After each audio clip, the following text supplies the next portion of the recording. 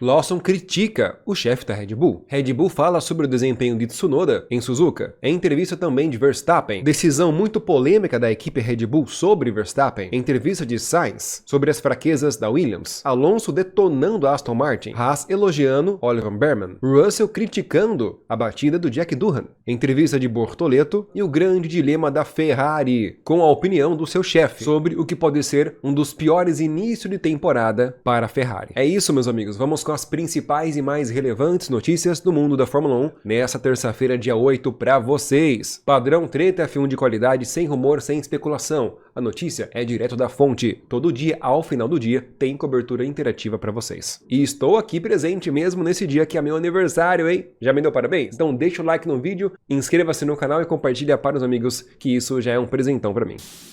A Red Bull usou várias argumentações para justificar a troca do Lawson pelo Tsunoda na equipe Red Bull. Acontece que o Lawson não gostou das desculpas que o Christian Horner deu. Um dos argumentos do chefe da Red Bull era que o Liam Lawson não estava confiante o suficiente para forçar o carro ao limite, assim como o Verstappen estava fazendo. Mas o Liam Lawson refutou esse argumento do seu chefe, dizendo que, para ele, não tem nada a ver com confiança, porque todos os pilotos já têm autoconfiança suficiente para estar na Fórmula 1. Se você não tem, você não fica na Fórmula 1. Então, para o Liam Lawson, a confiança dele não mudou, é a mesma pilotando um Red Bull ou pilotando um Racing Bulls. Mas ele entende que foi uma decisão e foi a opinião do seu chefe. E ele finaliza dizendo que é um pouco difícil olhar somente por esta forma, por esta ótica. Porque as corridas que ele correu, todas elas, as duas primeiras, não foram tranquilas. Foram pistas que ele pouco conhecia e com muita adversidades, muita variação no clima. Então Liam Lawson julga que retiraram ele da Red Bull muito cedo, mas ele revelou uma argumentação aqui bem interessante, pessoal. Ele disse que a retirada dele da Red Bull faz parte da razão pela qual a Red Bull colocou ele lá. Qual que era a principal razão? Se adaptar rápido ao carro e ficar próximo a Max Verstappen. Ele não conseguiu entregar isso, então a Red Bull o tirou da equipe, porém não esperava que a Red Bull esperaria apenas 2 corridas para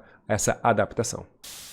Agora nós temos aqui a opinião do chefe da Red Bull sobre a atuação do Tsunoda lá no GP do Japão. Christian Horner disse que Tsunoda está se encontrando no carro e que o piloto japonês fez uma atuação mista. Ora foi bom, ora não foi bom. E Horner, chefe dele, explica exatamente essas pontuações. Começou elogiando o Tsunoda, dizendo que ele fez uma corrida sólida, pois 90% do grid terminou na posição em que se classificou. Só para lembrar vocês, Tsunoda terminou em 12º colocado, atrás do Alonso, foi o 11º. Mas Tsunoda largou em 14º lugar e terminou em 12º. Então esse resultado para a Red Bull foi muito bom. Em uma corrida que a maioria dos pilotos terminaram onde largaram, Tsunoda conseguiu ultrapassar 2 carros, demonstrando o ritmo de corrida e domínio do carro da Red Bull, que é tão difícil para guiar. E o conselheiro de pilotos, Helmut Marko, também elogiou a performance do Tsunoda na corrida, não na qualificação, porque na qualificação no Q2 ele cometeu um erro, por isso ele largou lá atrás. Mas mesmo assim a Red Bull elogiou o Tsunoda, dizendo que no Q1 ele ficou só poucos décimos atrás do Max Verstappen, estava acompanhando ele, e que se não fosse aquele erro no Q2, Tsunoda poderia ficar muito mais próximo, e talvez até largar no top 10. Mas ganhando posições numa corrida que era dificílimo ultrapassar e terminando em 12º colocado, a 2 posições apenas da zona de pontuação, Red Bull avaliou uma performance muito boa do japonês. E por causa disso, Red Bull reforçou que pretende ficar com o Tsunoda até o fim do ano. Mas é importante que os 2 carros pontuem. Então Tsunoda vai ter que entregar uma pontuação cedo e muito breve para a Red Bull.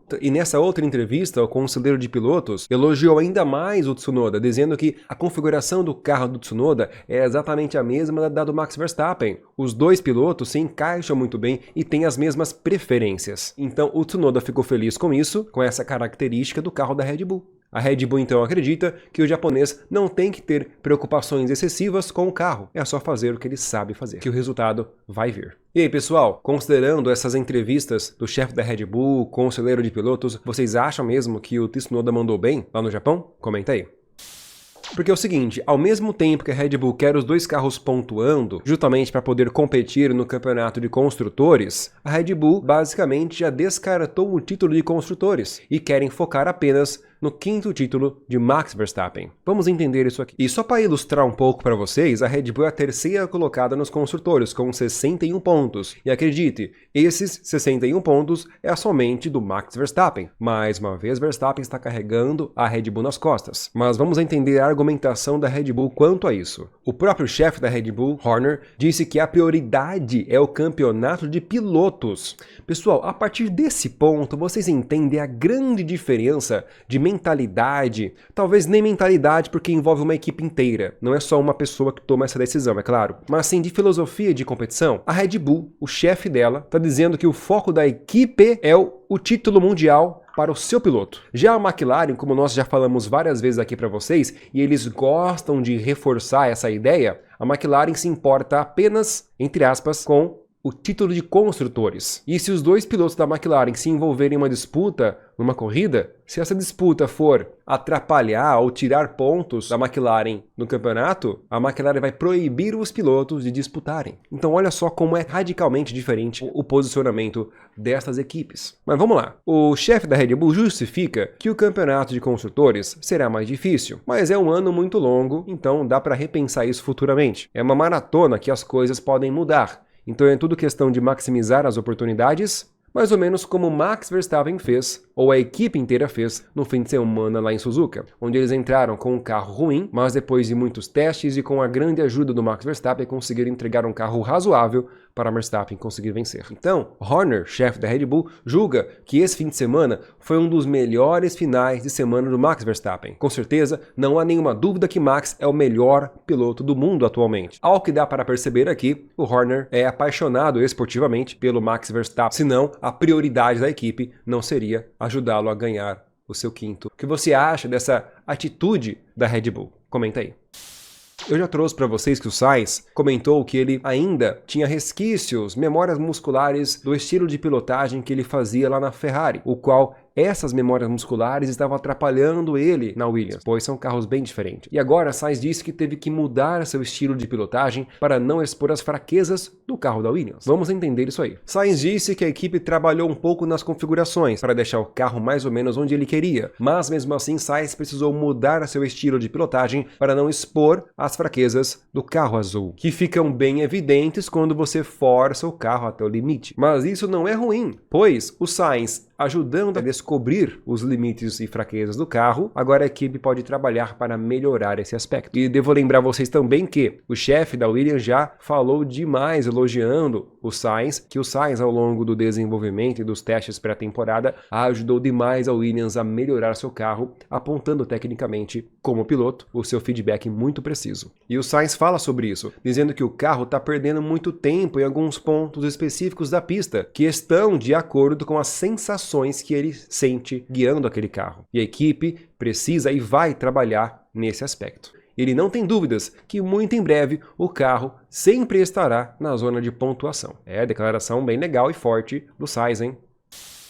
O Alonso é o oposto do Carlos Sainz. Ele acha impossível a Aston Martin pontuar nesse campeonato. Vamos entender isso aqui, pessoal. Pois falo para vocês, em Suzuka, o Alonso foi o 11º colocado. Por 2 segundinhos, 0,8, ele não faz um pontinho. E devo lembrar vocês que a Aston Martin já é a 7ª colocada, já marcou os 10 pontos. Mas também devo lembrar vocês que os únicos 10 pontos que a Aston Martin marcou é do Lance Stroll, não é do Alonso. O Alonso ainda está zerado. Que coisa, hein, pessoal? Então vamos entender qual é a crítica do Alonso. Ele diz que em todas as 3 corridas, ele poderia ter terminado mais perto dos pontos ou nos pontos. Na Austrália, por exemplo, ele já estava em 10º colocado quando bateu. Na China, ele estava em 11º colocado quando os freios dele pegou fogo. E no Japão, ele terminou em 11º colocado. Ou seja, 2 corridas que ele bateu e uma que o carro deu problema. E agora essa corrida em Suzuka, numa pista bem inusitada, ele terminou em 11º colocado. Isso acabou quebrando as expectativas do Alonso.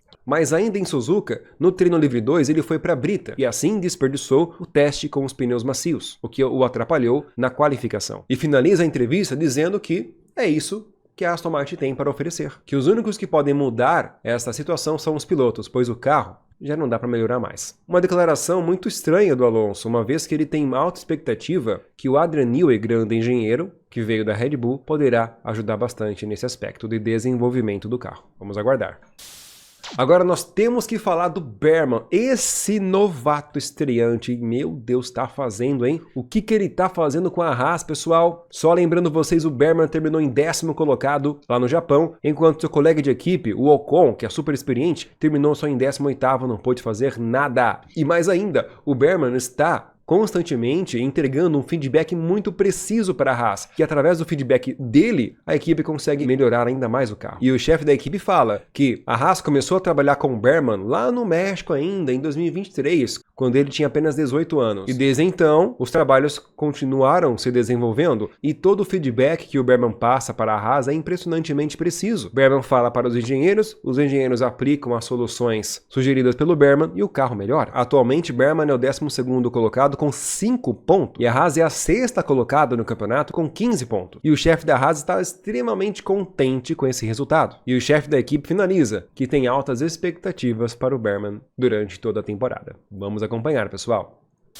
Agora vem polêmica. O George Russell criticou o Durham pela batida. Para recapitular vocês aqui, Durham veio na reta dos boxes lá no Japão e, com o DRS ativado, ele não desativou, acabou entrando na curva e, é claro, bateu, perdeu o controle. A partir desse ponto, a Fórmula 1 começou a conversa de tornar o desligamento do DRS automático. O DRS desliga automaticamente, fecha automaticamente, quando um piloto ou tira 20% do pé do acelerador ou freia. Ou também o DRS pode ser fechado quando ele aperta o botão que aciona o DRS. Durham não fez nada disso de forma significativa e o DRS não fechou, causando aí um prejuízo milionário para a equipe, onde o próprio Durham já assumiu que ele é o culpado desse erro. E George Russell, que ele é o presidente da Associação de Pilotos lá da Fórmula 1, ele é um dos diretores, ele negou a necessidade da Fórmula 1 mudar isso, dizendo que desativar o DRS também faz parte do trabalho de um piloto, e que não tem que ser automático, senão que coloquem robôs para correr. Uma crítica bastante severa por parte do Russell. Lembrando que um colega piloto bateu forte por causa do DRS, mas tanto a equipe Alpine quanto o Durham já assumiram que o erro foi do Durham. E a argumentação do Russell, aí vocês vão gostar, é que um carro de Fórmula 1 atual já tem muitas automações, muitos apetrechos, ele falou, automáticos. E automatizar o fechamento do DRS, aí já é demais. Concorda com isso, pessoal? Comenta aí.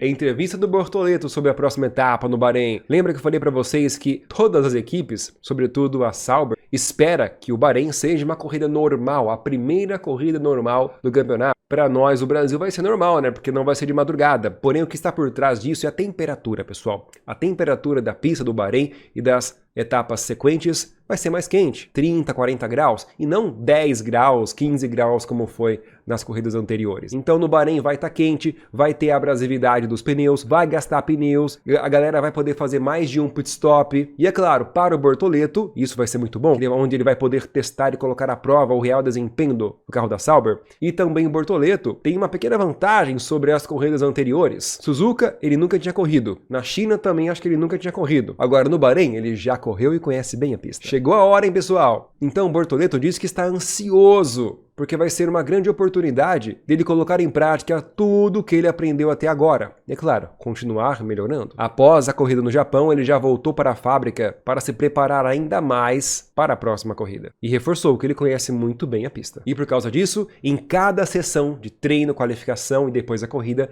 ele vai poder forçar ainda mais o carro e verificar aonde ele pode conquistar ou ganhar mais tempo de corrida. Torcemos para o Bortoleto que ele se ache lá no Bahrein então, pessoal. Bora! Força para ele! Chegamos, pessoal, no dilema da Ferrari. Eita, essa Ferrari, hein? O que dizer da Ferrari? Muitos memes estão rolando sobre a equipe Ferrari, nos grupos de internet por aí. Porque, de fato, pessoal, a Ferrari, antes de começar a temporada, era a equipe mais hypada. Eles mesmos diziam que tinham a dupla mais poderosa da Fórmula 1 nos últimos tempos. Leclerc muito bom em qualificação e Hamilton muito bom em ritmo de corrida. A Ferrari mudou 99% do carro para este ano, mas era um hype enorme. E é claro, a Ferrari terminou ano passado disputando o título de construtores, então estava muito hypado. Porém, chegou em 2025, Hamilton com dificuldade para apertar os botões do carro, Leclerc errando na qualificação. E na corrida seguinte, os dois carros desclassificados. Eu vou falar sobre isso aqui ainda. Então, Ferrari finalmente admitiu que não é o começo ideal. Eles querem reduzir a altura do carro. um fato que eles negaram após a desclassificação. Hamilton negou isso amplamente, mas aqui eles confessaram. Vamos entender o caso. Entrevista exclusiva do chefe da Ferrari, Frederic Vasseur. Ele tentou minimizar dizendo que ele está acostumado a não começar bem o campeonato. Claro que não é o ideal, gostaria de estar vencendo, mas ele prega que a Ferrari não precisa mudar a abordagem. E confessou que a Ferrari, ao invés de colocar mais atualizações, ela só precisa baixar mais a altura do carro. Porém, existe um limite. Só lembrando, pessoal, quanto mais baixo for o carro, mais desempenho ele terá. Mas existe um limite, e esse limite a Ferrari ultrapassou, tanto que foi desclassificada na corrida anterior. Então a Ferrari está gastando o fim de semana para saber até onde é esse limite do carro, até onde eles podem baixar o carro. E olha que curioso, a Ferrari já foi desclassificada de uma corrida justamente por andar com um carro muito baixo ano passado. E este ano também foram desclassificadas, mas já no comecinho do ano, o que é algo absurdo e um pouco incomum. Então o que está ruim não são as características do carro, e sim a altura, o acerto da altura do carro que a Ferrari ainda não descobriu como fazer de forma eficiente. E é justamente por causa disso que a Ferrari, ignorando os apontamentos do Hamilton, os quais eu trouxe para vocês no vídeo de ontem, Hamilton quer atualização. Frederic Vasseur diz que vai atualizar sim, mas não antes de entender a altura ideal do carro. Segundo estatísticas técnicas da própria Ferrari, o carro está 2 décimos mais lento por volta, porque está andando muito alto. 2 décimos é muita coisa, pessoal. Dá para a Ferrari vencer uma corrida com um carro 2 décimos mais rápido. E também, de acordo com a engenharia da própria Ferrari, a Ferrari não tem um carro ruim, mas uma janela de trabalho muito específica. Ou seja, é difícil encontrar um acerto para o carro funcionar bem. E Hamilton não gosta nem um pouco disso, pois ele já saiu da Mercedes ano passado justamente por causa disso. A janela de trabalho ideal da Mercedes era muito específica e difícil de encontrar, e agora a Ferrari também está passando por isso. E então, o chefe da Ferrari finaliza a entrevista dizendo que definitivamente a Ferrari vai trazer atualizações em breve, mas primeiro a equipe tem que consertar os problemas de equilíbrio para aproveitar ao máximo o carro, porque o carro ainda tem potencial para usar atualmente. Então, no momento, não faz sentido mudar o carro. A equipe tem que dar um passo de cada vez. Primeiro, acerta o carro, depois, de fato, entende o desempenho do carro, aí sim projeta as atualizações. Bom, pessoal, isto é uma decisão bastante rigorosa do chefe da equipe. Pode dar muito certo ou pode dar muito errado, pois os dois carros já foram desclassificados, Hamilton vem reclamando muito do carro, então até quando isso vai durar? Vamos ver, né? Porque é o seguinte, ao mesmo tempo que Hamilton reclamou do carro, ele elogiou demais o carro quando ele venceu a corrida sprint. E foi lá na corrida sprint, um só momento na China, se eu não me engano, né? Que a altura do carro estava devidamente acertada. E aí Hamilton encheu de sorriso, mas na corrida o carro foi desconfigurado. E aí ele ficou triste. Vamos ver quando a Ferrari vai resolver essa novela. E nós estaremos aqui para fazer a cobertura com vocês. Deixa o like no vídeo, compartilhe para os amigos e inscreva-se no canal Treta F1. Todo dia, cobertura interativa da Fórmula 1 para você, com as notícias mais relevantes do esporte. Um abraço.